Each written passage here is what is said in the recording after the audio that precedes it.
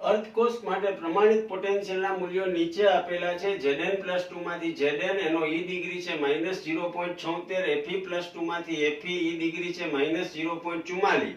આ પ્રક્રિયા આપી Zn Fe+2 1 molar, Zn+2 1 molar Fe. આ પ્રક્રિયા માટે EMF કેટલો થશે? પ્રમાણિત કોષ દેખાય છે મિત્રો, બે રિડક્શન પોટેન્શિયલ આપ્યા છે એટલે ઇયન્સ ઓફ સેલ એનો E સેલ થઈ જશે. એટલે ઇયન્સ ઓફ સેલ તમે શોધવા જાવ તો ઇયન્સ ઓફ સેલ બરાબર ઇયન્સ of reduction of cathode. Cathode તમારો કોણ છે? તો કે Fe+2 માંથી Fe.